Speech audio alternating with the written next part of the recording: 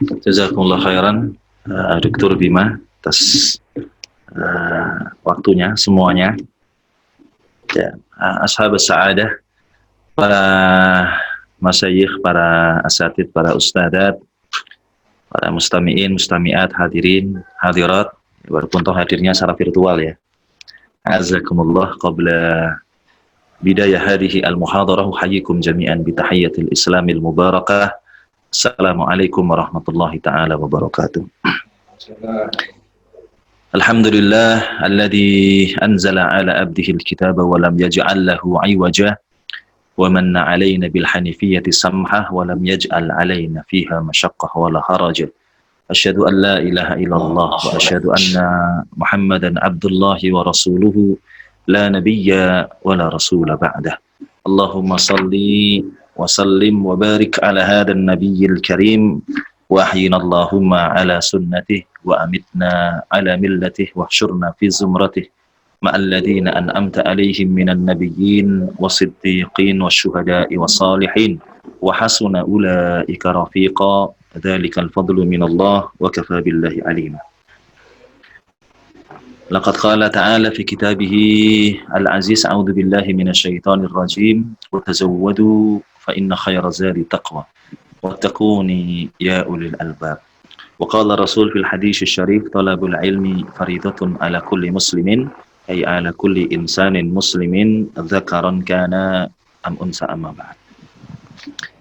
Para masyayikh, para asatidah, azakumullah, dan seluruh yang hadir virtual pada kesempatan siang hari ini.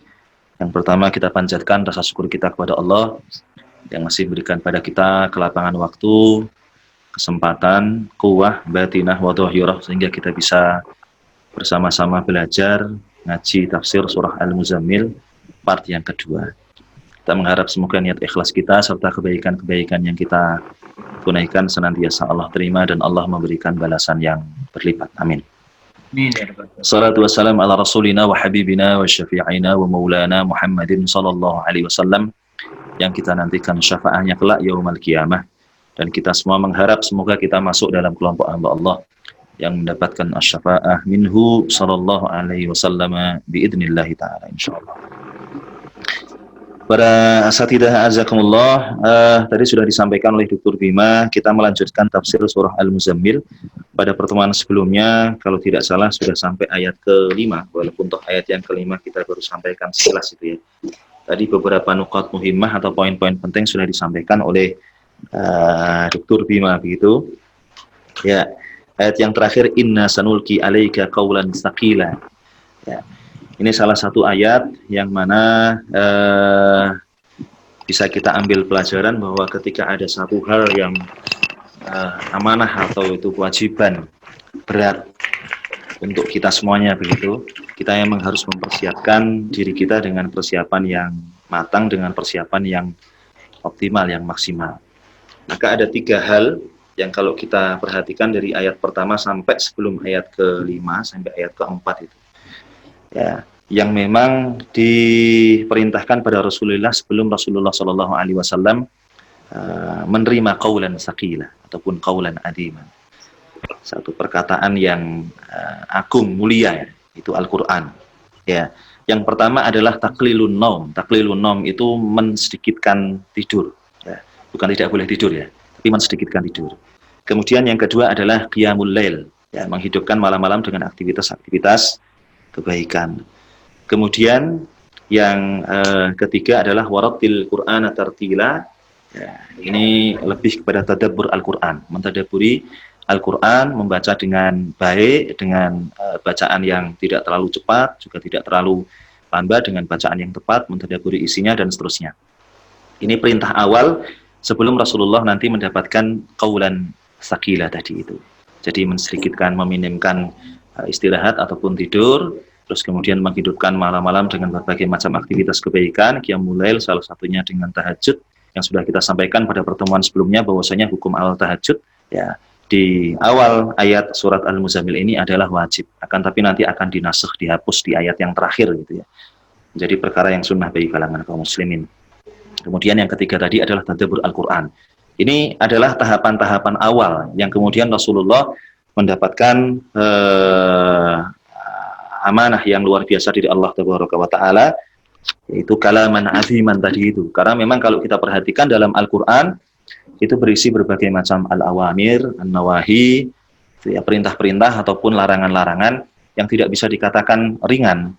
Apalagi konteks saat itu adalah Rasulullah menghadapi masyarakat jahiliyah, yang mana risalah ilahiyah yang dibawa Rasulullah SAW ini akan membredel tradisi yang mereka warisi dari aslafuhum, dari pendahulu-pendahulu mereka. Kemudian juga keyakinan mereka juga akan dirombak oleh Rasulullah dan seterusnya. Ini bukan perkara yang ringan, ini satu perkara yang berat. Maka muqaddimahnya juga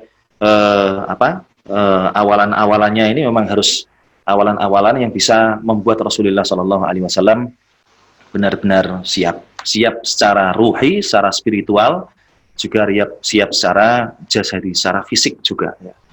Ya, maka membutuhkan mujahadah. Ya, para ulama menyampaikan penjelasan inna sanulki alaika qaulan tsaqila ini menunjukkan bahwasanya Rasulullah untuk menyampaikan apa yang terkandung dalam Al-Qur'an ini membutuhkan mujahadah. Dalam konteks mujahadah lin nafsi dan juga musabarah. Jadi apa istilahnya? Mujahadah lin nafsi itu ibaratnya ya memaksimalkan energi, maksimalkan potensi, maksimalkan usaha untuk memerangi hawa nafsu yang tidak baik dalam diri begitu ya. Karena nafsu kita ini kan seringkali ammarah bisu. Seringkali mengajak kita untuk melakukan hal-hal yang negatif. Maka harus dilawan, harus ada mujahadah. Al-mujahadah lin nafsi, juga musabarah, sabar. Sabar dalam level yang benar-benar dimaksimalkan ataupun dioptimalkan.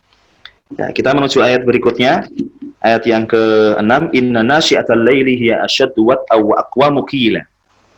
Ya. Dijelaskan inna nasyi'atal laili, yang dimaksudkan dengan inna nasyi'atal laili adalah ai inna sa'atil laili wa awqatahu. Ya, allati fiha at-tafarruhu was-safa. Yang dimaksudkan dengan inna nasyi'atal laili ini secara umum adalah bahwasanya jam-jam malam ataupun waktu-waktu malam. Sederhananya berarti waktu malam. Yang dalam waktu malam itu kita bisa lebih berkonsentrasi. Yang dalam waktu malam itu ada sofa, ada kejernihan gitu ya. Hiya asyaddu wat'aw wa aqwamu qila. Waktu malam itu biasanya lebih menyentuh dan bacaannya lebih bisa dirasakan. Misalnya saat kita melaksanakan sholat ya di malam dan seterusnya. Tentunya dalam kondisi kita yang benar-benar siap untuk melaksanakan ibadah kepada Allah Ta'ala ya. Bukan dalam kondisi ngantuk dan seterusnya. Karena kalau kondisinya ngantuk malah muskilah. Jadi kalau dalam kajian fikih kita melaksanakan sholat, apalagi itu sholatnya sholat sunnah, misalnya kondisi yang ngantuk, diperintahkan untuk istirahat terlebih dahulu. Ketika fit baru kemudian kita sambung. Ya, bahkan salah satu tradisi Rasulullah SAW, kalau kita cek berbagai macam referensi fikih, misalnya Rasulullah melaksanakan sholat malam, kemudian setelah selesai Rasulullah biasanya rebahan sekejap untuk menanti subuh. Ya, kalau kita biasanya rebahan sekejap terus bablas biasanya. Nah itu muskilahnya, yang membedakan itu ya. Kalau Rasulullah enggak ini. Jadi kalau ada yang mengatakan, saya pernah baca referensi, Rasulullah kalau selesai tahajud, selesai sholat malam, kemudian istirahat sebentar, sekejap untuk menanti sholat subuh. Kalau kita bisa mengkondisikan begitu, dan memang niat kita ittiba sunnati Rasulullah, kita ma'jur. Ya, ma'jurin mendapatkan pahala dari Allah Ta'ala. Tapi yang muskilah kadang-kadang kalau kita rebahan tidur malah bablas, nah ini muskilah jadinya. Ya, jadi inna nasyi'atal laili hiya asyaddu wat'an. Ya, ada beberapa ulama yang memberikan penjelasan asyaddu wat'an di sini adalah asyaddu 'alal musalli wa asqal min salatin nahar. Jadi ibaratnya bagi orang yang melaksanakan sholat di malam itu lebih berat daripada sholat yang dilaksanakan di waktu siang. Ya, kecuali bagi yang memang sudah biasa ya. Sudah biasa kadang-kadang justru malah ketika tidak melaksanakan tahajud ataupun sholat malam ada sesuatu yang hilang, Li'anna al-laila ju'ila lin-naumi war-rahati. Karena malam memang dijadikan untuk tidur dan untuk istirahat. Ya. Umumnya orang ketika malam itu tidur, istirahat. Kok ada orang bangun, terus kemudian dia beribadah kepada Allah, mengeratkan hubungan vertikalnya kepada Allah, maka orang ini menjadi orang yang tidak umum, menjadi orang yang tidak biasa. Ya. Maka sebetulnya saat kita melaksanakan ibadah di waktu malam hari ini sebetulnya sesuatu yang lebih berat daripada apa yang kita lakukan di siang hari yang umumnya orang beraktivitas. Maka apa yang kita dapatkan pun lebih gitu ya. Allah Ta'ala misalnya dalam salah satu riwayat senantiasa turun ke ila sama dunia, ke langit dunia, ke langit bumi begitu ya. Itu setiap sepertiga malam terakhir. Dan yang ditawarkan Allah, siapa yang meminta sesuatu aku beri, siapa yang minta ampun kepadaku aku ampuni, dan seterusnya. Karena memang ini perkara yang tidak mudah, ya, yang tidak semua orang bisa melakukan. Ya. Dan para ulama memberikan penjelasan ketika ini bukan perkara yang mudah, ya, maka ini bisa menguatkan ruh ataupun spiritual seorang, bahkan bisa menguatkan jasad, bisa menguatkan fisik. Dan dakwah itu membutuhkan kuwah ruhiyah wa kuwah jismiyah. Jadi dakwah itu membutuhkan kekuatan spiritual juga kekuatan fisik. Kalau kita hanya mengandalkan fisik, tidak pakai ilmu dan sebagainya, muskilah. Bahasa para ulama misalnya dai yang terlalu bersemangat gitu menyampaikan informasi apa yang ia dapatkan tapi tidak menggunakan ilmu, itu dibahasakan ma yufsid aksar mimma yuslih. Ya, apa yang ia perbuat berupa kerusakan itu lebih banyak daripada kemaslahatan yang dia munculkan. Jadi ma yufsid aksar mimma yuslih. Jadi kerusakan yang dia buat itu potensinya lebih besar daripada maslahat yang bisa dia munculkan. Jadi kalau terlalu semangat, kita mengandalkan fisik tapi tidak menggunakan ilmu. Tapi kalau kita mengandalkan ilmu saja, fisik kita juga lemah. Ini kadang menjadi masalah juga. Sedikit-sedikit sakit misalnya, dan seterusnya, dan seterusnya. Ini manajemen diri kita lah yang lebih paham kita. Ya, nanti muhadharahnya dengan Dr. Bima aja ini. Sudah perfisikan itu ya. Ya, wa aqwa mukila. Jadi asyaddu wa aqwa mukila. Istilahnya lebih bisa dirasakan apa yang kita baca ketika malam. Li'anna al-laila tahda'u fihi al-aswat. Karena ketika malam itu suara-suara itu menjadi hening.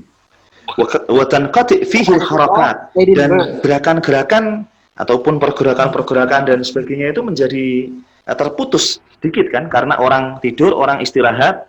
Ya, aktivitas-aktivitas di sekitar kita itu menjadi sedikit, menjadi minim. Ya, gerakan-gerakan tentunya menjadi sedikit. Fatakunun nafs asfa. Maka diri kita ini menjadi lebih jernih. Ya, dan lebih bisa apa istilahnya mentadaburi isi Al-Qur'an ketika membaca sesuatu, ayat-ayat Al-Qur'an dan seterusnya dan seterusnya. Tentunya sekali lagi kita sampaikan ini bagi mereka-mereka yang sudah mentradisikan sholat malam. Ya. Tapi kalau bagi yang masih mengawali dan seterusnya kadang-kadang memang berat. Ya, kadang memang lebih abot ngantuke gitu kan. Jadi sudah bangun jam 3 tak terus delok, bablas biasanya. Tapi kalau dipaksakan ya insya Allah ya berawal dari 3 rakaat dan seterusnya naik menjadi 5 rakaat, naik menjadi 7 rakaat, itu akan menjadi bagus. Prinsipnya sebetulnya yang diajarkan pada kita adalah keistiqomahan, kesinambungan dalam melakukan aktivitas-aktivitas kebaikan. Imam apa ini? Kemudian dijelaskan innalaka fin nahari sabhan tawila. Ya. Ai innalaka fin nahari tasarrufan wa taqalluban wa ishtighalan tawilan fi syu'unika. Sungguhnya engkau di waktu siang ini ya, istilahnya mempunyai berbagai aktivitas dan kesibukan yang panjang dalam berbagai urusanmu. Ya. Kenapa kita diperintahkan untuk mendekat pada Allah di waktu malam? Di antara sebabnya umumnya manusia di waktu pagi sampai siang, bahkan mungkin sore begitu ya, atau bahkan mungkin malam-malam awal, itu masih disibukkan dengan berbagai macam aktivitas. Kalau kita sibuk dengan aktivitas duniawi terus misal itu, maka tidak ada waktu untuk mengeratkan hubungan kita dengan Allah Ta'ala. Padahal sebetulnya kalau kita hidupkan malam-malam dengan aktivitas kebaikan, ini tadi itu kita lebih merasa dekat pada Allah. Ya, kalau kita sudah membiasakan itu, sudah ta'wid, sudah berupa pembiasaan itu ya. Ya, innalaka fin nahari sabhan tawila, ya dijelaskan, ya innalaka fin nahari tasarrufan wa taqalluban wa ishtighalan tawilan fi syu'unika, sungguhnya kau di waktu siang ini ya memiliki kesibukan-kesibukan yang panjang dalam berbagai urusanmu. Faj'alna syi'atal laili, maka jadikanlah waktu malam litahajjudika, untuk tahajudmu, wa ibadatika, dan ibadahmu teruntuk Allah Ta'ala, biar ada perimbangan ya. Karena kalau yang kita perhatikan hanya urusan-urusan yang bernuansa duniawi saja tidak selesai ya. Jadi misalnya kalau paling sederhana dalam kajian fikih itu misalnya orang dikatakan cukup bagaimana? Orang dikatakan cukup itu sebetulnya definisi paling sederhana orang yang bisa mencukupi kebutuhan primernya. Kalau kita bicaranya sudah kebutuhan sekunder, apalagi kebutuhan tersier ya, al-hajah al-hajiyah misalnya itu ya, al-hajah al-kamaliyah itu nggak selesai-selesai memang. Ya. Maka misalnya zakat fitrah itu kalau dalam kajian fikih kan, orang walaupun toh distatuskan fakir, distatuskan miskin, tapi saat itu dia mempunyai sesuatu yang bisa mencukupi kebutuhan primernya dan lebih, maka dia pun diperintahkan untuk mengeluarkan zakat fitrah. Jadi dia berstatus double. Berstatus sebagai muzaki, ya, berstatus sebagai mustahik karena emang dia miskin. Jadi apa istilahnya? Dobelan itu istilahnya apa? Walak-walik itu. Jadi begitu ya. Jadi memang ada sesuatu yang kadang-kadang unik dan ini penting agar kiranya orang yang fakir, orang yang miskin, dia maknawiyatnya itu terangkat bahwasanya saya ini bisa berubah status saya. Minal fakir ilal ghani, dari orang yang miskin ke yang ghani, walaupun toh ghaninya sesaat di akhir Ramadan tadi itu. Misalnya begitu.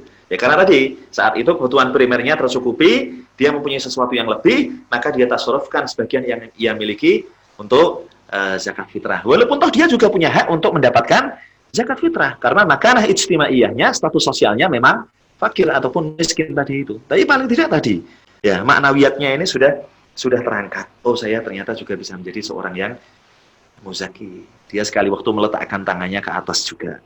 Ya. Maka di sini dijelaskan ya saat kita innalaka finnahari sabhan tawila. Sabhan tawila itu urusan-urusan aktivitas-aktivitas yang banyak. Ya, sabhan ini diistilahkan dengan ibaratun anit tasarrufi fil a'mali wal ashghali. Satu ungkapan yang menunjukkan apa istilahnya berbagai macam aktivitas, berbagai macam kesibukan. Yang kita emang disibukkan dengan itu saat nahar, saat siang. Aktivitas pagi kita misalnya. Ya. Kalau kita yang ASN misalnya dari jam 7 sampai jam setengah 3 lah misalnya begitu. Kalau yang dokter sampai malam ya. Tergantung jam shiftnya. Kadang malah dibalik-balik berarti ya. Wa ja'alna al-laila libasa wa ja'alna an-nahara ma'asha, asalnya dibalik-balik berarti ya. Yaitu karena untuk maslahat yang lebih besar lah. Ya. Jadi sebetulnya antara inna nasyi'atal laili hiya asyaddu wat'a wa aqwamu qila dan innalaka finnahari sabhan tawila ini itu untuk menjelaskan pada kita semuanya ya pentingnya untuk mengimbangkan antara umur ukhrawiyah dengan umur dunyawiyah.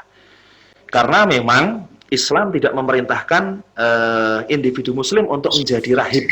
Artinya aktivitasnya total untuk ibadah sampai nggak ngerti apa-apa sama sekali. Itu nggak boleh juga. Ada satu riwayat cukup menarik. Saya agak lupa ini hadis ini diriwayatkan oleh siapa, tapi ini sering muncul. Dalam riwayat tersebut dijelaskan Rasulullah Shallallahu Alaihi Wasallam saat itu menjumpai seseorang, ya, seringkali menjumpai seseorang dan orang itu selalu beribadah di waktu yang berbeda. Jadi pagi ibadah, menjelang siang ibadah, siang juga ibadah. Ba'da duhur misalnya masih ibadah juga terus, ya, aktivitas macam-macam lah, sholat, apa, ngaji dan sebagainya. Rasulullah sempat berpikir, orang ini kalau ibadah terus, ya tulun nahar itu ya. Jadi di waktu pagi sampai siang sampai menjelang sore ibadah terus. Ini cari nafkahnya kapan? Menghidupi anak dan istrinya bagaimana? Karena pada prinsipnya khususnya untuk kalangan rijal yang qawwamuna 'alan nisa' bima faddalallahu ba'dhum 'ala ba'di wa bima anfaqu min amwalihim, kewajiban finansial itu kan sudah jelas kalau untuk laki-laki.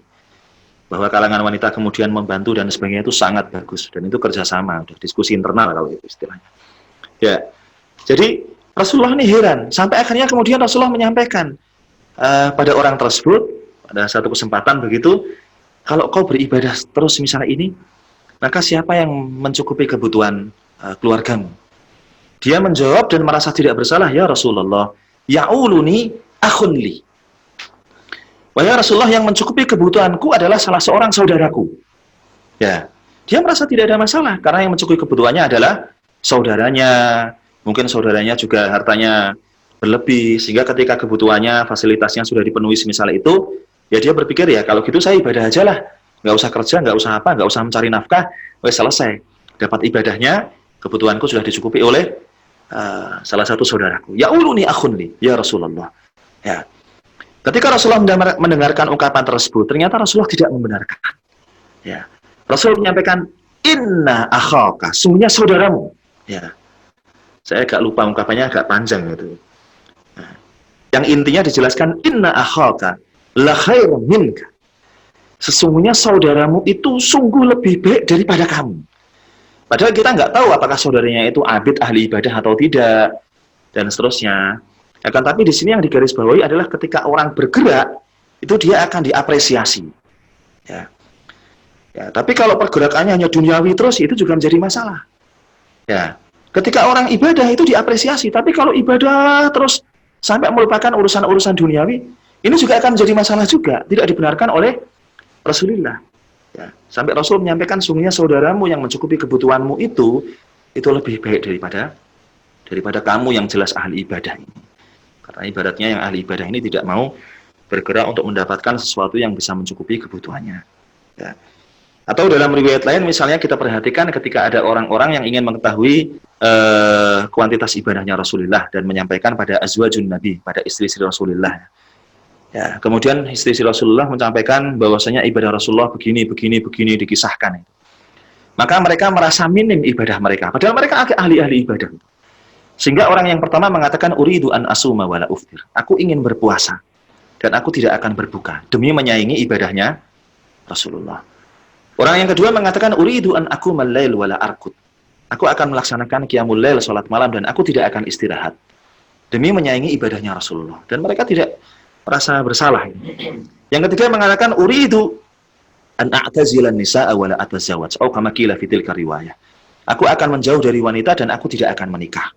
Jadi akan menjomblo, ya seumur hidup demi bisa beribadah seperti Rasulullah Shallallahu Alaihi Wasallam. Ini khususnya pesan buat yang jomblo-jomblo, gitu ya. Nanti jangan yang jomblo-jomblo kemudian mengatakan, lo Imam Nawawi kan jomblo, Ibnu Taimiyah kan jomblo, Imam Zamakhsyari kan jomblo, dan seterusnya. Mereka jomblo tapi mereka masuk kategori al-ulama ul-uzzab alladzina atharu al-ilma 'ala zawaj. Para ulama jomblo yang lebih memprioritaskan ilmu daripada nikah, bukan berarti nggak mau nikah, tapi nggak sempat menikah itu. Ini pesan buat yang jomblo-jomblo banyak ini ya. Oh, banyak. Banyak sekali ya. Sekali.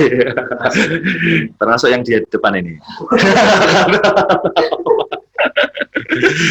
Jadi kalau hujahnya lu Imam Nawawi, oh ya udah nggak apa-apa lah, silahkan menjomblo, tapi karyanya seperti Imam Nawawi lah paling enggak, yang nggak terhitung itu gitu kan. Sarah-sarahnya juga seperti Ibnu Taimiyah dan seterusnya. Ya. Tapi kalau menjomblo terus karyanya 3 buku aja belum ada, ya ini jadi masalah sosial nanti. Ya, kita kembali pada riwayat tadi. Jadi orang yang ketiga mengatakan begitu ya, aku akan menjauh dari wanita dan aku tidak akan menikah. Gitu. Ya, mereka tidak merasa apa istilahnya salah apa yang mereka katakan begitu. Tapi ketika informasi ini sampai kepada Rasulullah Shallallahu Alaihi Wasallam, Rasul meluruskan pemahaman mereka. Rasul menyampaikan, inilah atqakum lillah wa ahsyakum lillah. Sungguhnya aku adalah orang yang paling takwa dan yang paling takut kepada Allah. Sekali lagi, ini bukan berarti statement kesombongan, bukan. Tapi untuk menegaskan pada mereka yang kemudian meluruskan pernyataan mereka, memberikan penegasan. Sungguhnya aku orang yang takwa kepada Allah, yang paling takwa dan paling takut kepada Allah. Walakinnani asum wa uftir. Akan tapi aku puasa dan aku juga berbuka. Meluruskan pemahaman yang pertama.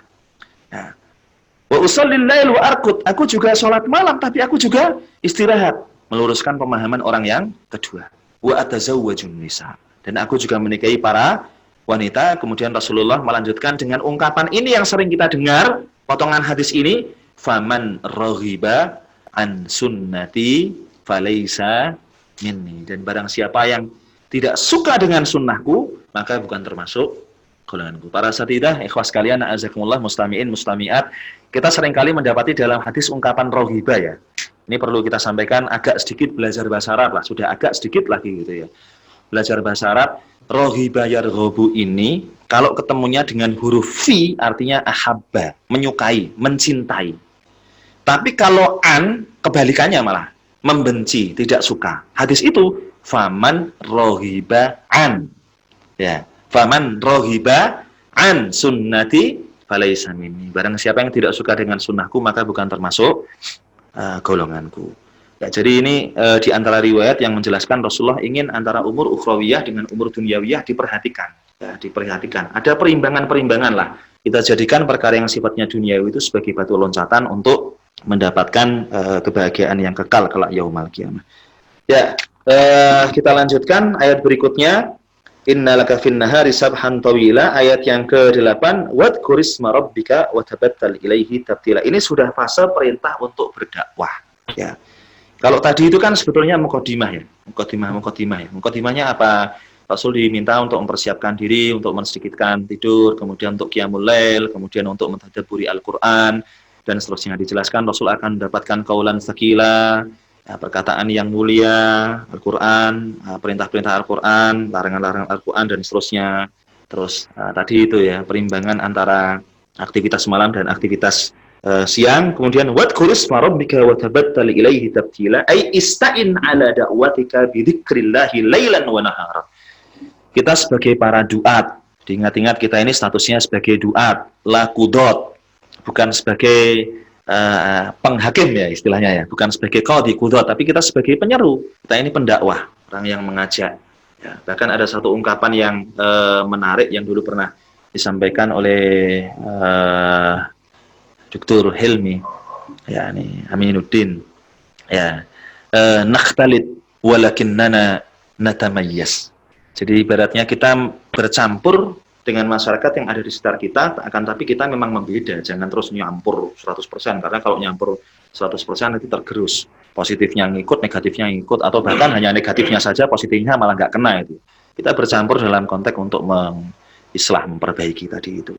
Ya, maka saat kita berdakwah, di antara yang dibutuhkan juga adalah zikrullah, senantiasa mengingat Allah tabaraka wa ta'ala. Ista'in ala da'watika bidzikrillahi lailan wa naharan.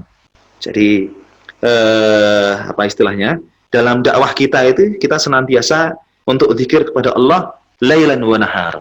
Ya, ista'ana yasta'inu, isti'anah itu kan memohon pertolongan, minta pertolongan dengan zikir kepada Allah Ta'ala setiap waktu lailan wa naharan saat kita berdakwah. Tidak bisa lepas kita sebetulnya dari Allah Tabaraka wa Ta'ala, karena seringkali apa yang kita ikhtiarkan, kemudian apa yang kita bayangkan, apa yang kita planningkan tidak sesuai dengan realitasnya, sehingga kemudian kita pasrahkan urusan kita kepada Allah Ta'ala.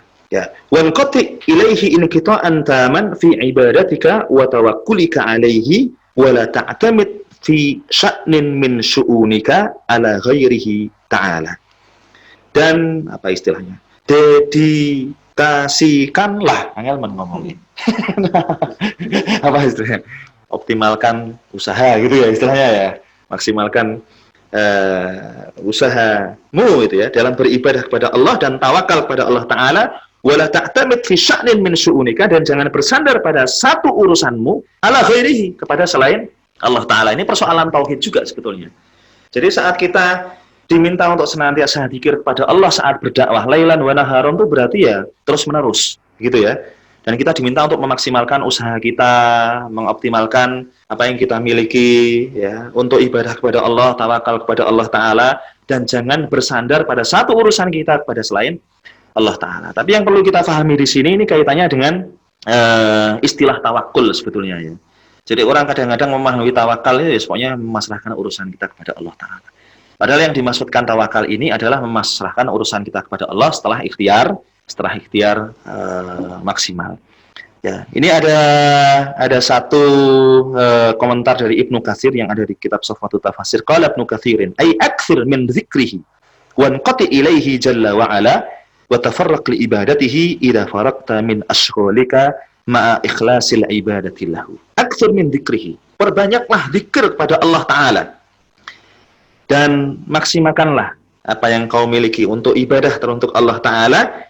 Idza faraqta min ashghalika, jika kau telah selesai dari berbagai kesibukanmu, ma'a ikhlasil ibadah lahu, disertai dengan keikhlasan ibadah teruntuk Allah Ta'ala. Keikhlasan ibadah teruntuk Allah itu akan mendatangkan sesuatu yang luar biasa. Jangankan begitu, wong perkara mubah yang kita niatkan baik itu bisa mendatangkan pahala kok sebetulnya. Ya, misalnya paling sederhana ini di sini aja. Ini di sini ada tim kecil nih, ada Dr. Bima, ada David, ada Jaza, Husnul Jaza, Masya Allah ya. Ini menyiapkan alat-alat ini kan bukan ibadah mahdhah. Beda dengan sholat, itu jelas hubungan vertikal antara kita dengan Allah Ta'ala. Menyiapkan alat-alat kabel-kabel dan sebagainya, ada kabelnya yang meleset tadi diganti apa dan seterusnya.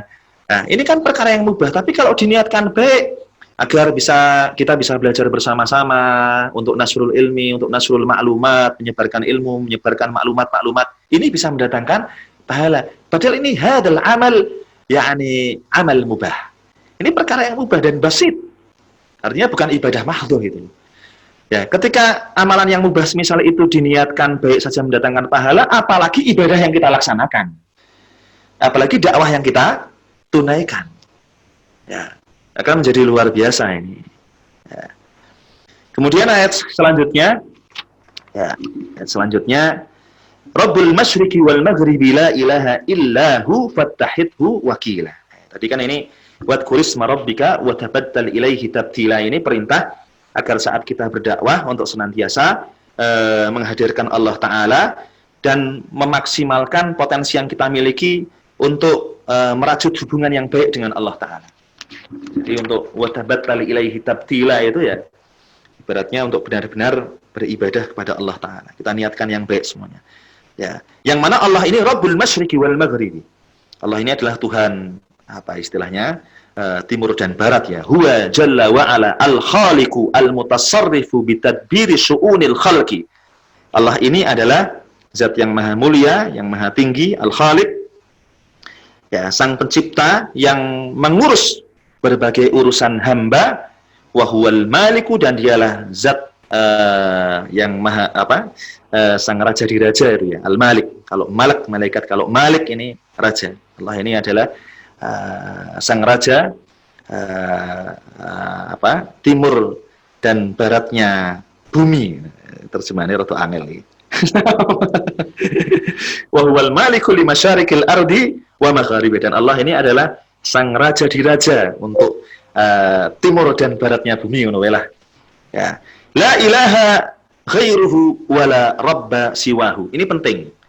Ya. Kita saat syahadatain itu kan asyhadu an la ilaha illallah wa asyhadu anna muhammadar rasulullah. Kita sering baca juga la ilaha illallah. Yang ingin sedikit kita sampaikan di sini, ini yang ungkapan la ilaha ghairuhu. Tidak ada ya Tuhan selainnya, atau tidak ada sembahan boleh juga. Ini sama. Wala rabba siwahu, dan tidak ada Tuhan selainnya. Ungkapan la ilaha itu untuk menafikan selain Allah Ta'ala apapun. Ya, maka tidak dikatakan la ilahun, tapi la ilaha ghairuhu. Tidak ada Tuhan satupun atau tidak ada sembahan satupun selainnya. Ya, ini menjadi penting. Kalau dalam bahasa Arab misalnya begini, saat kita ngaji dulu begini. Kalau ada ungkapan laki-laki itu bahasa Arabnya rojulun. Kalau ada ungkapan la, kemudian rojul, kalau membacanya la rojula, itu berarti tidak ada satu laki-laki pun. La-nya istilahnya la an-nafiyah lil jinsi, untuk menafikan jenis secara mutlak. Kalau saya mengatakan la rojula fi dzalikal baiti, tidak ada seorang laki-laki pun di rumah itu. Ada nggak laki-laki? Nggak ada berarti ya. Tapi kalau saya katakan la rajulun fil baiti, tidak ada seorang laki-laki di rumah itu. Mungkin ada laki-laki nggak? Mungkin ada. Tapi mungkin adanya 2, 3, jumlah lebih dari 1. Mungkin ada loh. Tapi bisa jadi nggak ada juga. Bulat ya. Kalau saya mengatakan la rajula fil baiti, rajula, la ilaha, la rajula, ya, la rajula, tidak ada seorang laki-laki pun menafikan secara mutlak fil baiti, di rumah itu. Tapi kalau saya katakan la rajulun lun fil baiti, tidak ada seorang laki-laki di rumah itu, tapi ada kemungkinan lebih dari 1, malah ada 2, 3, walaupun toh juga menyimpan kemungkinan lebih dari 1 tidak ada. Itu ya. Jadi la ilaha ghairuhu, tidak ada sesembahan satupun selainnya, wala rabba siwahu, dan tidak ada Tuhan satupun selain Allah Ta'ala. Menafikan secara mutlak. Ya, ini kalau kita kaitkan dengan surah Al-Fatihah, luar biasa lagi. Iyyaka na'budu wa iyyaka nasta'in. Terjemahan Indonesianya kan hanya kepadamu lah, hanya. tidak kepada yang lain. Ya, kadang kalau di kelas itu kita diskusi, kenapa tidak dibahasakan na'buduka wa nasta'inuka. Kita menyembah itu kan na'budu. Disambung dengan dhamir mutasil ka na'buduka, kami menyembahmu ya Allah. Nasta'inuka, kami meminta nasta'in, kami meminta pertolongan kepadamu ya Allah. Seakan-akan secara bahasa benar, nggak ada masalah. Kami menyembahmu ya Allah, kami meminta pertolongan kepadamu ya Allah. Seakan-akan benar. Tapi bisa menjadi tidak benar itu. Karena kalau ungkapan dalam Al-Qur'annya na'buduka wa nasta'inuka, itu masih memiliki kemungkinan ya, seorang menyembah Allah, seorang meminta pertolongan kepada Allah, tapi juga menyertakan sesuatu yang lain. Mungkin nggak mungkin orang beribadah kepada Allah, orang minta pertolongan kepada Allah, tapi juga meminta pertolongan pada sesuatu yang lain. Kalau ada muskilah dukun misalnya, ya muslim juga misalnya, ya menyembah pada Allah, tapi punya sembahan yang lain dalam konteks tidak harus sujud dan sebagainya, ada sesuatu yang disakralkan. Seakan-akan sesuatu yang disakralkan itu bisa mendatangkan kemaslahatan dan kemadharatan. Ini kalau ungkapannya na'buduka wa nasta'inuka ini belum clear. Kita menyembah satu-satunya Allah dan meminta pertolongan hanya kepada Allah belum clear. Maka kemudian dhamirnya, dhamir munfasil dikedepankan. Iyyaka, hanya kepadamu lah. Na'budu wa iyyaka nasta'in, dan hanya kepadamu lah kami minta pertolongan. Sama dengan la nafiyah lil jinsi ini. La ilaha khairuhu wa la rabba siwahu. Tidak ada satu pun ya sesembahan ya selain Allah, dan tidak ada satu pun Tuhan selain Allah Ta'ala. Fa'tamid alaihi, maka bersandarlah kepadanya. Wa fawwid umuraka ilaihi, dan pasrahkanlah berbagai urusanmu ilaihi, kepada Allah Tabaraka wa Ta'ala. Itu fatahidhu wakil. Ini kita harus paham, wakil itu salah satu ismun min asma'illah Ta'ala al-husna, ya, al-wakil, zat yang kepadanya dipasrahkan segala macam urusan. Ya, ini yang harus kita pahami, bahwasanya kita tawakal kepada Allah itu berarti setelah berikhtiar semaksimal mungkin. Ikhtiarnya kita maksimalkan. Karena kadang-kadang ungkapan tawakal nih, tawakal lah, tapi ya kita belum begitu ngapa-ngapain. Sudah ngapa-ngapain tapi belum begitu ngapa-ngapain gitu ya. Paling contoh paling sederhana itu misalnya kita lihat proses hijrahnya Rasulullah dari Mekah ke Madinah. Karena kita sekarang Muharram baru ini ya, 1442 Hijriah itu. Kalau kita perhatikan ya, Rasulullah itu hijrahnya terakhir dengan Abu Bakar, keluar dari rumah di waktu malam, kemudian bersama dengan Abu Bakar menuju Madinah di satu rute yang tidak biasa dilalui oleh umumnya manusia melakukan safar dari Mekah ke Madinah. Ini untuk mengelabui orang-orang yang mencari mereka.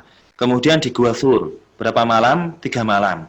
Kemudian planningnya luar biasa. Abdullah bin Abi Bakar senantiasa setiap hari menyampaikan informasi terupdate apa yang terjadi di kota Mekah. Asma binti Abi Bakar As-Siddiq mengirimkan logistik pada Rasulullah dan ayahnya. Saat itu Asma sedang hamil kisaran 7 bulanan atau lebih. Kenapa yang dipilih Asma yang sedang hamil melakukan perjalanan dari Mekah sampai ke Gua Thur yang cukup jauh, agar orang tidak ada yang curiga? Kenapa tidak dipilih Aisyah? Kenapa tidak dipilih wanita yang lain yang sangat banyak sebetulnya, ya?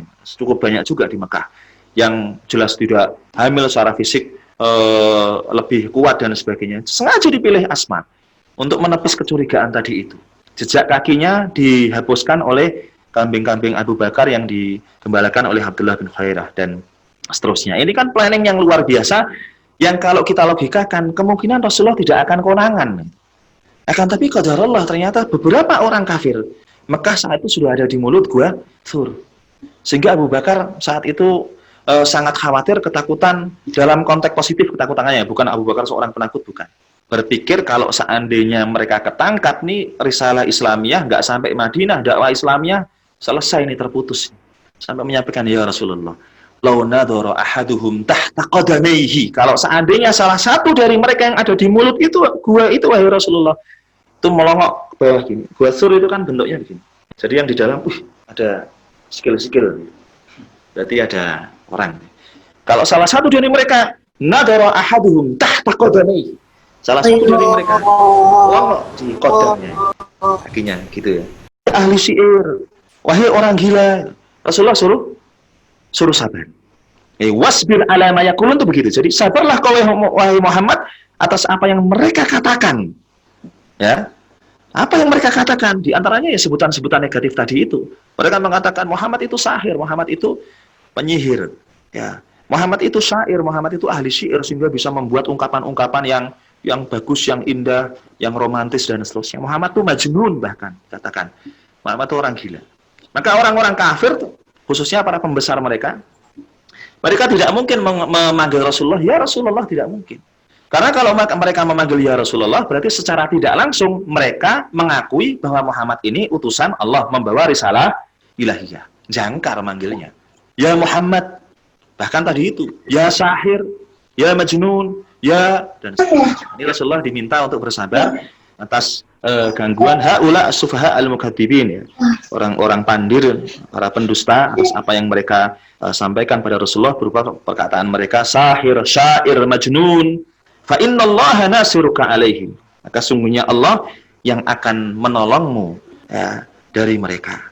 Jadi memang kadang-kadang kalau kita lihat sirah nabawiyah itu banyak hal yang sifatnya kontradiktif. Ya, karena mereka merasa terusik, jadi akidah mereka ibaratnya apa yang mereka yakini maksudnya ya, diusik oleh Rasulullah, tradisi mereka juga mereka merasa diusik oleh Rasulullah, maka kemudian mereka menyebut Muhammad sebagai orang yang pintar mempengaruhi manusia dan seterusnya dengan sebutan-sebutan tadi. Tapi satu sisi mereka meyakini bahwasanya Muhammad ini orang yang shadiq dan amin. Orang yang jujur lagi amanah. Jadi orang-orang kafir Mekah itu mereka saat berinteraksi dengan Rasulullah misalnya dalam persoalan bisnis, tijarah, perdagangan. Ya, mereka lebih nyaman berinteraksi dengan Rasulullah daripada berinteraksi dengan orang lain. Padahal mereka paham Muhammad ini, ya, pemahamannya, keyakinannya dan sebagainya tidak sama dengan mereka. Ya. Jadi hati mereka mengatakan Muhammad ini orang yang tidak pernah berdusta, Muhammad ini orang yang jujur, Muhammad ini orang yang amanah. Tapi kalau sudah menyinggung masalah tradisi mereka, masalah apa yang mereka warisi dari ajdaduhum wa aba'uhum, bapak mereka, dari kakek mereka, mereka akan mengatakan Muhammad ini sahir, Muhammad ini majnun, Muhammad dan seterusnya. Ada satu riwayat menarik, saat itu Abu Jahal dengan salah satu temannya begitu bertemu dengan Rasulullah gitu ya. Ya, Rasulullah menyapa dengan baik. Ya, Rasulullah kan senantiasa menyapa. Yang dengan sapa ini kadang-kadang orang justru malah merasa respect ya dengan Rasulullah ya. Diperlakukan yang tidak baik tapi seringkali membalas dengan perlakuan yang baik. Maka saat itu Abu Jahal menyampaikan, "Ya Muhammad, anta kadhib la usaddiquka." Kau pendusta dan aku tidak akan mempercayai. Rasulullah merasa sedih karena Rasulullah tidak pernah berdusta. Rasulullah berlalu. Ketika Rasulullah sudah berlalu agak jauh ini, kemudian Abu Jahal menyampaikan pada temannya yang ada di sampingnya, "Wahai temanku, i'lam annahu shadiq." Ketahuilah bahwasanya ia adalah seorang yang jujur. Nah, ini kan kontradiktif. Ya, artinya Abu Jahal sebenarnya paham, hati nuraninya mengatakan Muhammad ini orang yang hebat, orang yang luar biasa, orang yang jujur, orang yang amanah. Tapi karena ada perbedaan-perbedaan tadi, seringkali mereka menyakiti Rasulullah, ya, yang apa yang mereka sampaikan ini tidak sesuai dengan apa yang ada dalam hati nurani mereka ini. Ya. Wahjurhum hajran jamila, ai utrukhum. Hijrah ini kan secara bahasa artinya adalah tarak, meninggalkan. Ya. Wahjurhum hajran jamila, ai utrukhum wala tata'arrad lahum bi'ada wala syatimah.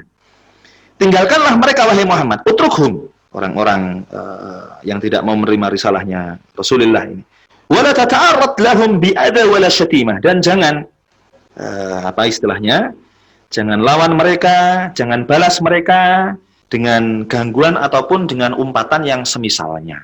Ya, ini salah satu akhlak Rasulullah. Jadi Rasulullah seringkali ketika mendapatkan sesuatu yang tidak baik malah membalas dengan sesuatu yang baik. Ya. Qala al-mufassirun, para ahli tafsir mengatakan al-hajru al-jamilu huwa alladhi la ataba ma'ahu. Jadi aktivitas meninggalkan yang baik, ya, itu adalah yang tidak disertai dengan umpatan. Artinya begini misalnya, saya disakiti seseorang, saya didolimi seorang, ya, ada orang yang mencaci saya, ada orang yang mengumpat saya, kemudian saya abaikan, ya, saya tinggalkan dia. Ya, proses meninggalkan dia yang baik ini kita meninggalkan tanpa harus membalas dengan sesuatu yang semisalnya. Dia mengumpat, gak perlu kita balas dengan umpatan. dia menganiaya tidak perlu kita balas. Walaupun toh ini sulit. Nek umumnya uang ya ngece kan gitu kan. Ngantem ya diantem ya ngantem kan gitu kan. Tidak ya tidak kan gitu kan. Itu umumnya uang, itu awamun nas. Nah, Rasulullah itu tidak awamun nas. Nah, itu. Jadi salah satu yang diajarkan Rasulullah adalah raddus sayyiati bil hasanati. Itu juga enggak gampang. Raddus sayyi'ah, membalas keburukan bil hasanah dengan sesuatu yang baik. Rasul seringkali ada satu kebaikan Rasul terima, kemudian Rasul membalas dengan kebaikan yang tidak serupa, yang lebih. Selalu ingin lebih. Rasul mendapatkan sayyi'ah, Rasul membalas dengan hasanah. Ya. Jadi kira-kira kalau Rasulullah pilihannya begitu. Rasul mendapatkan keburukan, membalas dengan kebaikan. Rasul mendapatkan kebaikan, Rasul membalas dengan kebaikan yang lebih, dan seterusnya. Ya kira-kira hampir sama dengan hadis puasa yang fakul inni mru'un shaim. Katakanlah bahwasanya aku sekarang sedang berpuasa. Kalau ada orang yang mengumpat kita, mencaci kita, bahkan ada yang qatalahu, ada yang merangi kita ataupun menyalahi kita secara fisik, falyakul inni mru'un shaim. Tidaklah dia mengatakan aku sekarang sedang berpuasa. Jadi wahjurhum hajron jamila, ini kita meninggalkan orang yang melakukan perbuatan tidak baik pada kita tanpa harus kita membalas dengan perbuatan semisal yang ia lakukan kepada kita. Itu yang diistilahkan dengan al-hajrul jamil. Ya. Nah, itu dijelaskan di sini. Mana tadi? Wa qad kana hada qabla ayyumara bil qitali. Dan ini ya, sebelum Rasulullah sallallahu alaihi wasallam diperintahkan untuk berperang. Jadi ada saatnya memang kemudian melakukan apa istilahnya pembelaan. Ya, karena memang fase Mekah itu kan memang bukan fase melawan. Jadi fase mengokohkan akidah dan seterusnya. Setelah hijrah, ya, maka terus kemudian nanti ada ayat-ayat tentang jihad, ada jihad yang qitali, ada yang hujumi dan seterusnya, yang ada aturan-aturannya nanti. Ya. Ini semisal dengan firman Allah Ta'ala dijelaskan di sini, kama qala subhanahu wa idza ra'aital ladzina yakhuduna fi ayatina, wa idza ra'aita, dan jika kau melihat wahai Muhammad alladzina yakhuduna fi ayatina, orang-orang yang mengolok-olok ayat kita, fa'arid anhum, maka berpalinglah dari mereka. Ya. Tsumma umira biqitalihim wa qatlihim. Kemudian selanjutnya nanti kan Rasulullah diperintahkan untuk memerangi mereka yang mengusik eksistensi Rasulullah dan kalangan kaum muslimin di Madinah. Baru ada jihad yang sifatnya defensif, kemudian sekali waktu ofensif, karena kalau tidak ofensif mereka akan menyerang terlebih dahulu, dan seterusnya dan seterusnya. Artinya apa yang dilakukan Rasulullah dan para sahabat tidak mungkin tanpa alasan sama sekali, karena Rasulullah juga punya apa istilahnya spionase gitu ya, para intelijen ya. Hikmahnya apa? Wahjurhum hajran jamila, itu hikmahnya apa? Wal hikmatu fi hada annal mu'minina kanu bi Makkah killah mustada'afin. Bahwasanya kalangan kaum mukmin saat mereka di Mekah itu, mereka itu apa jumlahnya sedikit, kuantitas mereka minoritas, mustada'afin, dan mereka lemah. Fa umiru bis sabri, maka mereka diperintahkan untuk sabar, wabil mujahadah al-lailiyah, dan untuk senantiasa mujahadah di waktu malam. Jadi kalau istilah kita mujahadahan ya intinya pokoknya mengerahkan usaha untuk apa istilahnya merajut hubungan yang baik dengan Allah Ta'ala, berdoa, apa, melakukan aktivitas kebaikan, dan mujahadah. Kalau ada kata dari kata jimhadal ini, jahada ini, pasti terkait dengan aktivitas yang tidak biasa-biasa aja. Ya. Saya seringkali mencontohkan misalnya ungkapan yang sering kita dengar itu kan ijtihad. Jadi kata jimhadal juga ini ya. Ya, ketika seorang berijtihad, yang namanya mujtahid, itu berarti dia mengerahkan usahanya maksimal untuk menyingkap hukum persoalan-persoalan baru yang disampaikan kepadanya. Ya, contoh sederhana misalnya begini. Di depan saya ini kitab ini. Saya bisa mengangkat kitab ini dengan satu buku, dengan satu tangan kanan ya. Tangan kiri aja bisa, tapi ya ora elok lah. Masuk bawa kitab bawa tangan kiri. Ini bisa. Ini kira-kira pekerjaan yang berat atau tidak? Tidak. Ini bukan pekerjaan yang berat. Karena ini bukan pekerjaan yang berat, maka secara bahasa saya tidak boleh membahasakan ajtahidu fi hamli hadzal kitabi. Aku berijtihad membawa buku ini. Enggak boleh, karena ini hanya ngangkat. Ya wis ngangkat ngono tok. Tidak butuh usaha yang ekstra. Kecuali kalau kitab ini ada di karton-karton, ada di kardus-kardus yang banyak, ditumpuk gitu, terus kemudian saya membawanya sampai kesulitan. Ya, maka saya bisa mengatakan ajtahidu fi hamli hadhil kutub kulliha. Aku berijtihad membawa buku-buku ini semuanya karena ya tumpuk-tumpuk sampai dhuwur, sampai tinggi begitu, kemudian bawanya sampai kesulitan. Ya, artinya apa? Ketika ada ungkapan jahadah ini, yang kemudian di sana nanti akan ada ijtihad dan seterusnya, mujahadah juga itu. Ini kaitannya dengan mengerahkan usaha apa yang kita miliki secara maksimal, secara optimal dalam rangka menggapai sesuatu yang kita inginkan, bukan usaha biasa-biasa. Ya, maka secara bahasa tadi salah. Saya nggak boleh mengatakan ajtahidu fi hamli hadzal kitab. Ya wis dikatakan aja ahmilu hadzal kitab. Saya membawa buku ini. Arfa'u hadzal kitab. Saya mengangkat buku ini. Sebentar gitu aja. Ya. Sudah selesai ini. Sebab bilang ayat. Ya, wahjurhum hajran jamila. Selesaikan. Ya. Wal hikmatu fi hada jelas tadi ya. Jadi kenapa memang Rasulullah dan kalangan kaum mukminin, secara khusus Rasulullah kalangan kaum mukminin diminta untuk tidak membalas apa yang mereka lakukan, penganiayaan, terus kemudian cemoohan, umpatan dan seterusnya ya. Usikan-usikan mereka itu ya. Selain ini menunjukkan ketinggian akhlak Rasulullah dan para sahabat, juga ada hikmah yang lain sebetulnya tadi itu, karena memang kalau menghitungnya dengan perhitungan matematis itu kan perlu kalau dalam strategi gitu ya. Saya nggak bisa membahasakan dengan bahasa yang ilmiah, nggak bisa. Tapi kadang-kadang kalau kita berhadapan dengan lawan, berhadapan dengan musuh itu kan kadang perlu menghitung secara matematis dalam konteks apapun. Karena saat itu kalangan kaum mukminin di Mekah masih qillah mustada'afin, minoritas yang lemah. Maka fa'umiru bisabri wabil mujahadatil lailiyah tadi. Maka diperintahkan untuk sabar dan mujahadah di waktu malam hari. Hatta yu'iddu anfusahum bihadhihi tarbiyatir ruhiyyati ala munajazatil a'da'i, sehingga mereka menyiapkan dirinya dengan tarbiyah spiritual ini untuk menghadapi, bahkan untuk melawan, bahkan untuk berperang dengan ya para musuh-musuh. Ya, ketika mereka jumlahnya sudah banyak itu kan terus kemudian, bahkan belum banyak sebetulnya, perang Badar itu belum banyak. Wong 300-an lawan 1000-an. Ya, kalau bukan karena pertolongan Allah, ya, tidak mungkin. Ya, terakhir ya, satu lagi ya. Terakhir ya. Wadarni wal mukadzibin ulin na'mah. Dijelaskan di sini. Wadarni wal mukadzibina ulin na'mati wa mahilhum qalila. Sampai ayat ke 11. Ya, aidani ya Muhammadu wa haula'il mukadzibin bi ayati. Ya. Biarkanlah aku wahai Muhammad. Allah ini yang berfirman. Biarkanlah aku wahai Muhammad, Allah. Wa haula'il mukadzibina bi ayati, dan orang-orang yang mendustakan ayatku. Siapa mereka ini? Ashabul ghina.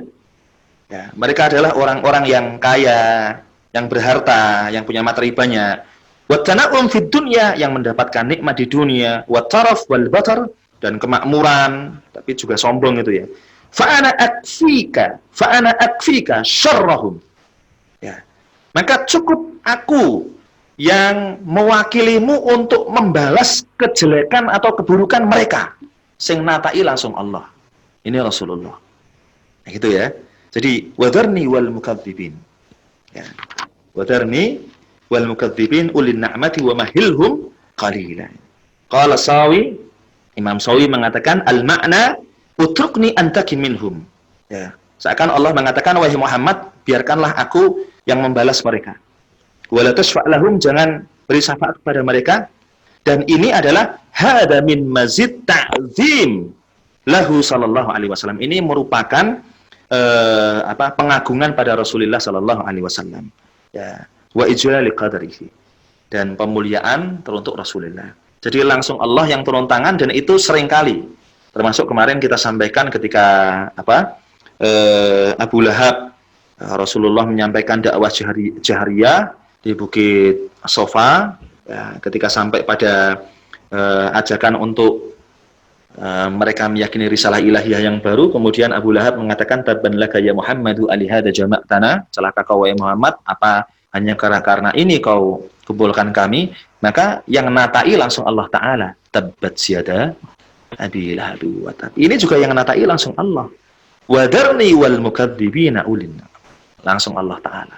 Jadi Rasulullah diminta untuk sabar ya terkait dengan hal tersebut. Wa mahilum qalila, sambung sedikit enggak ini? Kurang sedikit. Iya. Wa mahilhum qalila. Sekalian ya, satu ayat ya.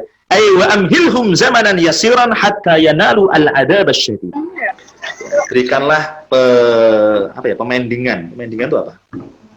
Ya, penangguhan. Berikanlah penangguhan ya kepada mereka dalam rentang waktu yang yasira, yang tidak panjang, sehingga mereka mendapatkan adab yang syadid, adab yang sangat dari Allah Taala. Para mufassir mengatakan begini. Ini sebagai endingnya. Qala al-mufassirun amhalahumullah taala ila an hajara Rasulullah sallallahu alaihi wasallam min Makkah. Jadi Allah memberikan penangguhan pada orang-orang kafir di Mekah, orang-orang yang menentang risalah Rasulullah sallallahu alaihi wasallam tersebut hingga Rasulullah hijrah dari Mekah ke Madinah. Ya. Falamma kharaja, dan saat Rasulullah keluar minha dari Mekah, sallata alaihim as-sinin al-muzdabah. Jadi Allah menguasakan pada orang-orang kafir, orang-orang yang mendustakan ayat-ayatnya ini, istilahnya tahun-tahun kekeringan, tahun-tahun kelaparan begitu. Wa huwal adab al-am, ini merupakan hukuman yang sifatnya umum. Ya, adab yang sifatnya umum. Tsumma qutila sanadiduhum bi Badrin wa huwal adab al-khas. Kemudian para pimpinan mereka terbunuh dalam perang Badar, dan itu merupakan adab atau hukuman yang spesifik, yang khusus. Jadi istilahnya orang-orang yang menentang risalah Rasulullah atau mendustakan ayat-ayat Allah ini, pada akhirnya mereka mendapatkan adab yang bersifat umum tadi itu, tahun-tahun kekeringan dan seterusnya, dan mereka juga mendapatkan adab yang khusus di mana pimpinan-pimpinan mereka pada akhirnya juga terbunuh, ya, tewas di perang Badar. Kalah bahkan mereka oleh kalangan mukminin yang secara kuantitas sangat lebih sedikit daripada mereka. Itu mungkin sedikit Dr. Bima yang kita sampaikan pada kesempatan siang hari ini, baru sampai ayat ke-11. Semoga nanti bisa berlanjut atau dilanjutkan yang lainnya, insyaallah. Apa yang saya sampaikan ada benarnya mutlak dari Allah Ta'ala, kurang sempurnaan dalam menyampaikan materi singkat dari kami pribadi. Hada wa astaghfirullah li wa lakum jami'an. Wassalamualaikum warahmatullahi wabarakatuh.